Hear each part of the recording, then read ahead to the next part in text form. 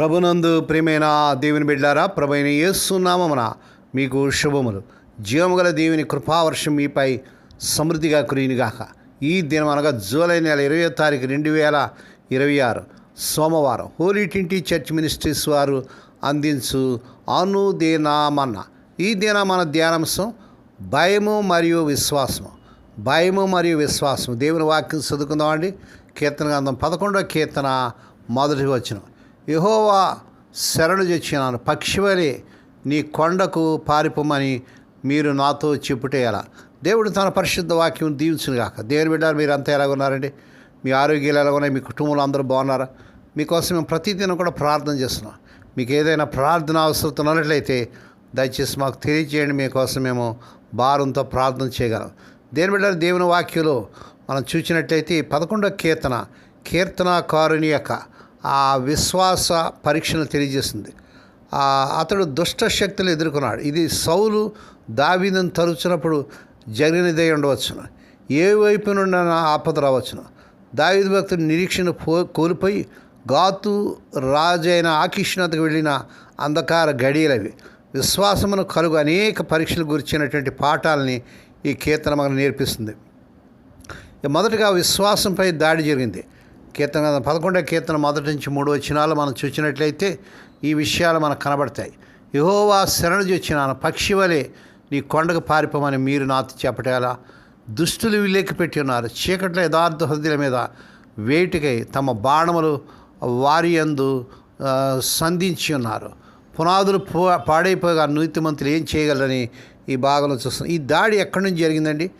మీరు నాతో చెప్పుట ఎలా అని దావీదు భక్తుడు ప్రశ్నిస్తున్నాడు. ఇతరులు చెప్పిన మాటల్లో నుండి ఈ దాడి జరుగుతుంది. వారు ఎవరు అనే విషయాన్ని ఇక్కడ ప్రస్తావించట్లేదు. వారు అతనికి శత్రులు కావచ్చు, లేక మిత్రులు కావచ్చు. మన విశ్వాసంలో అసలైన శత్రువు సాతాను. మన విశ్వాసంపై దాడి చేయవాడు వాడే. విశ్వాసంపై దాడి చేటుకు మన మిత్రులు కూడా వారికి తెలియకుండానే సాతాను చేతిలో సాధనలుగా మారిపోవచ్చు. ఇతరుల సూచనల రూపంలోనూ ఆలోచనల రూపంలోనూ ఈ దాడి జరగవచ్చు. నిరుత్సాహ రూపంలో దాడి జరుగుతున్నట్లుగా మరి కీర్తన గ్రంథం 11వ కీర్తన మొదటి వచనం చూస్తున్నాం. పక్షి వలె నీ కొండకు పారిపోమవు. ఇది తిరస్కార బుద్ధితో చెప్పబడిన మాట. ఇక్కడ నుండి లేచి వెళ్ళిపో, నిన్ను నీవు రక్షించుకో అని వారు ఒక సలహా ఇస్తున్నారు. నీ ఉద్యోగాన్ని విరమించుకో, యుద్ధ భూమి నుండి పారిపో అని చెప్పినట్లు ఈ మాటలు గోచరిస్తున్నాయి. దుష్టత్వం అనుసరించడానికి వచ్చిన శోధన కాదు ఇది, లేదా దుష్టత్వంతో ఆ రాజీని కోరిన శోధన కూడా కాదు. కానీ దుష్టత్వమును నిరోధించలేమని తెలుసుకొని దాన్ని అడ్డుకునే ప్రయత్నాన్ని మానుకోవటం కొరకు వచ్చిన శోధన, లేదా అది సహజంగా జరిగేదని అంగీకరించడం కొరకు వచ్చిన శోధన. మనం ఇటువంటి ఆలోచనకు సులువుగా లొంగిపోతాం కదా. ఎంతోమంది దుష్టత్వమును జీవితంలో అతి సాధారణ విషయంగా భావించి దానిపై పోరాటం చేయాలని తలంపే రాకుండా బ్రతికేస్తున్నారు. మరో ప్రక్క అపవాదును ఎదిరించని దేవుడు సెలవిస్తున్నాడు. అపవాదును ఎదిరించి అప్పుడు వాడు మీ యొద్ద నుండి పారిపోవునని దేవుని వాక్యాలు చూస్తున్నాం. మరో ప్రక్క అపవాదుని ఎదిరించడని ప్రియ ప్రభు చెప్తున్నాడు. దుష్టత్వమునకు విరోధంగా మనం నిలబడాలని ప్రభు కోరుతున్నాం. మీరు అపవాది తంత్రం ఎదిరించినట్లు దేవుడిచ్చి సర్వంగా కవచను ధరించుకోండి అని ఎఫెసీలకు రాసిన పత్రిక 6వ అధ్యాయం 11వ వచనం చూస్తున్నాం.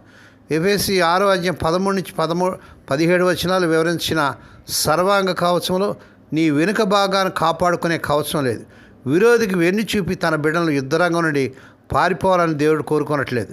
రెండవది బెదిరింపు రూపంలో శోధన వచ్చినది. ఆ కీర్తన గ్రంథం 11వ అధ్యాయం 2వ వచనంలో దుష్టులు వెళ్ళలేకపెట్టి ఉన్నారు, చీకట్లో యథార్థ హృదయం మీద వేటిగా తమ బాణముల వారి యందు సంధించున్నారు.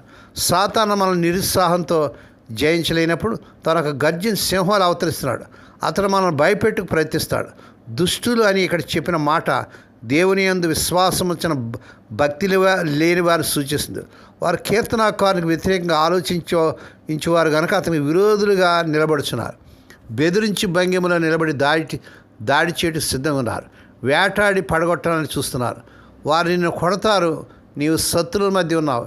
ఇక్కడ నీకు అందరూ విరోధులే. నీ ఇంటిని పనిని విడిచి పారిపో అని తక్షణమే అని వెళ్ళిపో అని వారు దురుద్దేశంతో దావీదు భక్తునికి ఒక సలహా ఇస్తున్నారు. చీకటిలో యథార్థ హృదయాలపై వేటికై సంధించున్నారు అని ఇక్కడ వ్రాయబడింది.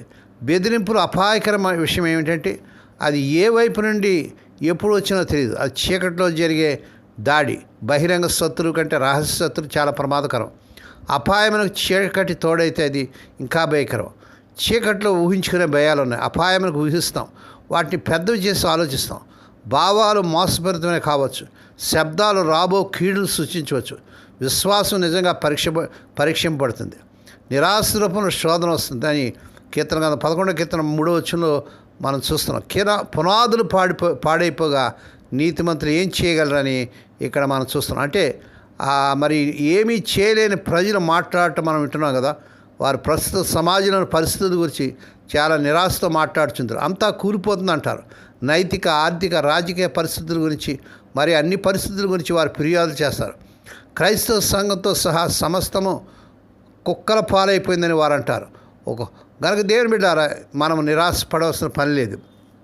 మన దేవుడు మనతో ఉన్నాడు. మరి ఏ శత్రువు మన మీదకి వచ్చినా ప్రభు మీద మనం భారం పెట్టి ప్రభులో మనం ముందుకు సాగినప్పుడు దావీదు భక్తుని వలె మనం ప్రభుపై విశ్వాసం ఉంచి ప్రభులో ముందుకు సాగినప్పుడు మనం సమస్తం జయించగలం. ప్రభు మన మీద అనేకమైన విశ్వాస పరీక్షలు పంపిస్తాడు. ఎన్ని పరీక్షలు పంపించినా ప్రభు మన పక్షంలో ఉన్నాడు కనుక మన దేవుడు సర్వసమృద్ధి గల దేవుడు, నిబంధన స్థిరపరిచేటువంటి దేవుడిగా ఉన్నట్టుగా చూస్తున్నాం. ఈ విశ్వాస పరీక్షలో నిలబడదాం, ప్రభులో ముందుకు సాగదాం. దేవుడి మాటలు దీవించినగా ప్రార్థన చేసుకుందాం. పరిశుద్ధమైన మా తండ్రి, నువ్వు మీ పరిశుద్ధ నామమునకు స్తోత్రాలు చెల్లించినావు నాయన. మా తండ్రి, ఈ దినం విత్తబడిన వర్తమానం అనేకులు దీవెనకరంగా ఉంటకు సహాయం చేయండి. మా తండ్రి, ఎంతమంది అయితే పక్షివలే పారిపోయే ఉద్యోగాలు పోయి నాయన మా తండ్రి కుటుంబంలో రోగాలతో, బాధలతో, కష్టాలతో, సమస్యలతో ఉండి నాయన మరి పారిపోయే పరిస్థితులు మరి ఉన్నారు. అటువంటి వారికి నిరాశ తీసివేసి విశ్వాసం ధైర్యంగా నిలబడి ముందుకు సాగుతూ సాయం చేయండి. మా తండ్రి, దినం పుట్టిన దినాలు, వాహ దినాలు, శుభదినాలు జరుపుకున్న బిడ్డలు బాగా దీవించి మరొక సంవత్సరమైన దయాకరిటం బిడ్డలు ధరింపజేయండి. రోగులైన బిడ్డలని ప్రత్యేక రూపు చూపించి నీ గాయపడిన హస్తం స్వస్థపరచండి. స్వదేశ విదేశాలు ఉద్యోగాలు ఎక్కితే తెప్పబడుతున్న యవన బిడ్డలకు యేసు నామములో ఈ నెలలో మా తండ్రి వారికి అర్హత మించిన ఉద్యోగాలు వచ్చిన కాక, వివాహం కాని యవన బిడ్డలకు మా తండ్రి వారికి ఈ నెలలో వారు కోరికల చక్కని సంబంధాలు కుది వారికి వివాహాలు ఘనంగా జరుగును గాక. ఈ దినమంతటిని బిడ్డల చుట్టూ మీరు రక్తం చేసి ఉదయం బయలుదేరి సాయంకాల గృహం చేరుపర్యంతం కాపాడి దూతలు కావలించమని సమస్త మహిమాఘనత మీకే చెల్లించుకుంటూ స్తుతిస్తూ కొనియాడుతూ యేసే పరిశుద్ధ నామన స్తుతించి గానపరిచి వేడుకొని ప్రార్థిస్తున్నాం తండ్రి. ఆమేన్. మన ప్రభువైన యేసుక్రీస్తు వారి కృప, తండ్రి అయిన దేవుని ప్రేమ, పరిశుద్ధాత్మ దేవునికి అన్యుని సహవాసము సదాకాలం మీకు తోడేండి నడిపించి బలపరచునుగాక. ఆమేన్. ఆమేన్.